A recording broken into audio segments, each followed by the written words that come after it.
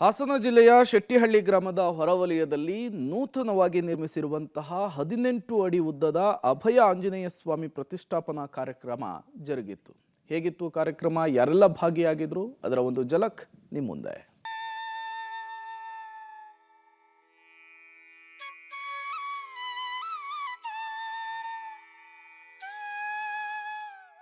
ಶ್ರೀ ಅಭಯ ಆಂಜನೇಯ ಸ್ವಾಮಿಯ ಪ್ರತಿಷ್ಠಾಪನೆ 2 ದಿನಗಳ ಕಾಲ ನಡೆದ ಪ್ರತಿಷ್ಠಾಪನಾ ಮಹೋತ್ಸವ ಹಾಸನ ಜಿಲ್ಲೆಯ ಶೆಟ್ಟಿಹಳ್ಳಿ ಗ್ರಾಮದ ಹೊರವಲಯದಲ್ಲಿ ನೂತನವಾಗಿ ನಿರ್ಮಿಸಿರುವ 18 ಅಡಿ ಉದ್ದದ ಅಭಯ ಆಂಜನೇಯ ಸ್ವಾಮಿಯ ಪ್ರತಿಷ್ಠಾಪನಾ ಕಾರ್ಯಕ್ರಮ ಜರುಗಿತು.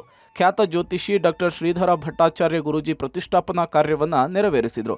ಕಳೆದ 2 ದಿನಗಳಿಂದ ಅದ್ಧೂರಿಯಾಗಿ ಪೂಜಾ ಕೈಂಕರ್ಯಗಳು ನೆರವೇರಿಸಲಾಯಿತು. ಇನ್ನು ಭಾನುವಾರದಂದು ಸಂಜೆ 6 ಗಂಟೆಗೆ ಗೋಧೋಳಿ ಲಗ್ನದಲ್ಲಿ ದೀಪ ಬೆಳಗಿಸುವ ಮೂಲಕ ಧ್ವಜಾರೋಹಣ, ಯೋಗಶಾಲಾ ಪ್ರವೇಶ ಸೇರಿದಂತೆ ಹಲವು ಹೋಮಗಳು ಪೂರ್ಣಾಹುತಿಯ ನಂತರ ಮಂಗಳಾರತಿ ನಡೆಯಿತು. ಜೊತೆಗೆ ಸುಪ್ರಭಾತ, ಪುಣ್ಯಾಹ ಸೇರಿದಂತೆ ಮಹಾಕುಂಭಾಭಿಷೇಕದ ನಂತರ ಮಹಾಮಂಗಳಾರತಿಯೂ ಕೂಡ ಜರುಗಿತು.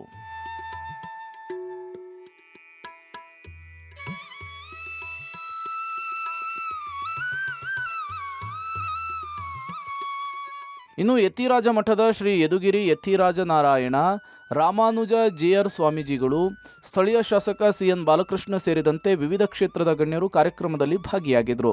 ಈ ವೇಳೆ ಮಾತನಾಡಿದ ಯತಿರಾಜ ನಾರಾಯಣ ಸ್ವಾಮೀಜಿ, ಅಯೋಧ್ಯೆಯಲ್ಲಿ ರಾಮಮಂದಿರ ನಿರ್ಮಾಣವಾಗಿದ್ದು ಲಕ್ಷಾಂತರ ಮಂದಿ ಅಲ್ಲಿಗೆ ಹೋಗಿ ರಾಮಲಲ್ಲಾನನ್ನ ದರ್ಶನ ಮಾಡ್ಕೊಂಡು ಬರ್ತಿದ್ದಾರೆ. ಈಗ ರಾಮ ಮಂದಿರದ ಅನುಭವದಿಂದ ಕರ್ನಾಟಕದಲ್ಲಿ ಎಲ್ಲಾ ಕಡೆ ರಾಮ ಮಂದಿರಗಳು ನಿರ್ಮಾಣವಾಗಿ ಆಂಜನೇಯ ಸ್ವಾಮಿಯಾಗಿ ನಿಂತು ನಮ್ಮೆಲ್ಲರಿಗೂ ಕೂಡ ಅನುಗ್ರಹ ನೀಡ್ತಿದ್ದಾರೆ.